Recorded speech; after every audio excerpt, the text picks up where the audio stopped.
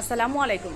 আজকে তৈরি করে দেখাবো হাঁড়ি কাবাব বা হান্ডি কাবাব যেটাই বলেন। রেসিপিটা দেখে হয়তো আপনাদের কাছে মনে হবে যে আপনি কি মাংস রান্না করছেন, আসলে তা না, টেকনিকটা ভিন্ন এবং রেগুলার মশলা দিয়ে কিন্তু আজকে এই হাঁড়ি কাবাবটা তৈরি করে নিব। খেতে কিন্তু অসাধারণ, একবার হলেও রেসিপিটা ট্রাই করে দেখবেন।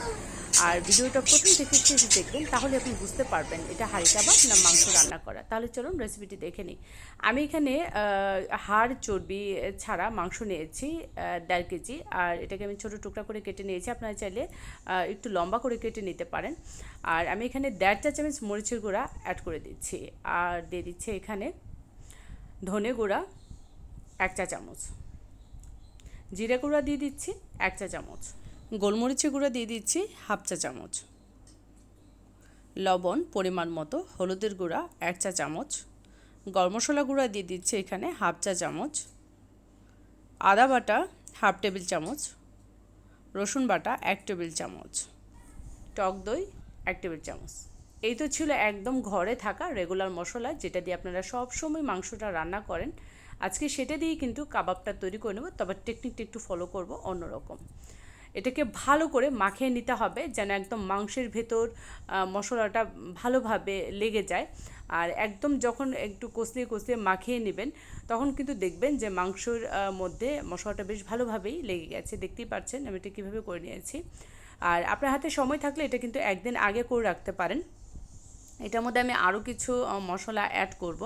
আমি ঢাকনা দিয়ে 10 মিনিটের জন্য রেখে দিয়েছিলাম। 10 মিনিট পর আমি এটার মধ্যে সরিষার তেল অ্যাড করে দিচ্ছি।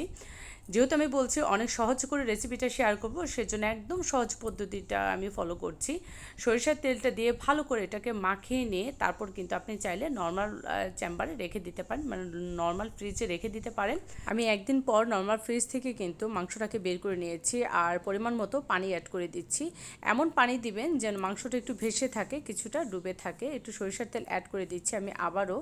আপনার হাতে যদি সময় কম থাকে সেই ক্ষেত্রে কিন্তু আপনি 6 থেকে 7 ঘন্টা রেখে দিয়ে কিন্তু এই কাবাবটাকে তৈরি করে নিতে হবে। পেঁয়াজ বেরেস্তা একদম হাত দিয়ে গুঁড়ো করে নিয়ে সেটা এখানে অ্যাড করে দিয়েছি। আর পেঁয়াজ বেরেস্তার সুন্দর একটা ফ্লেভার আছে, সেটা কিন্তু এই মাংসের মধ্যে ছড়িয়ে যাবে। আপনি চাইলে একটু জয়ত্রী জয়ফলের গুঁড়া এখানে অ্যাড করতে পারেন। 2টা দারচিনির টুকরা দিয়ে দিয়েছি, এলাচি 3টা দিয়েছি আর একটু থেতো করে দিয়েছি যেন এটা ফ্লেভারটা বেশ স্ট্রং হয়।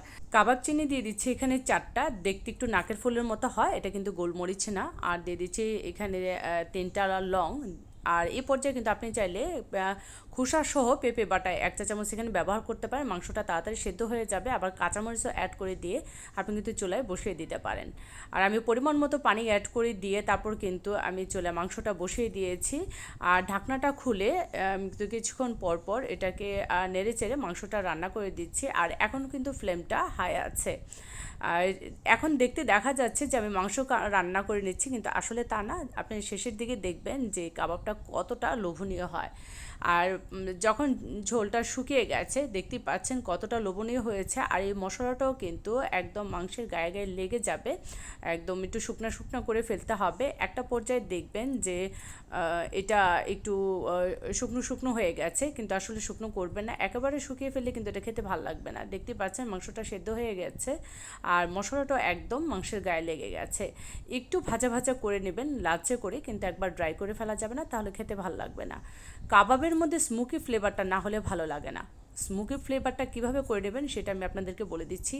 এই যে কয়লাগুলো আমি এখানে দিয়ে দিচ্ছি জ্বলন্ত, সেটা আপনি গ্যাসের চুলার মধ্যে রেখে একটু সরিষার তেল দিয়ে কয়লাটাকে একটু জ্বালিয়ে নেবেন।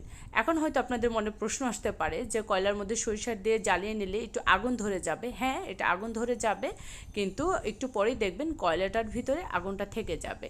সেটাকে যদি আপনি একটা বাটির মধ্যে বা ফয়েল পেপারের মধ্যে কয়লাটা দিয়ে একটু সরিষার তেল, সয়াবিন তেল বা ঘিটা দিয়ে যদি আপনি এভাবে রেখে দেন 5 মিনিট পর্যন্ত, আপনি দেখবেন ঠিক এই একই রকমের ধোঁয়াটা থাকবে এবং এটা স্মোকি ফ্লেভার দিয়ে ভরে যাবে। খেতে কিন্তু অসাধারণ লাগে। পুরো 5 মিনিট জুড়ে যদি আমি আপনাদেরকে দেখাতে পারতাম যে এটার স্মোকি ফ্লেভারটা 5 মিনিট পর্যন্তই ছিল, তাহলে হয়তো আপনারা বুঝতে পারতেন।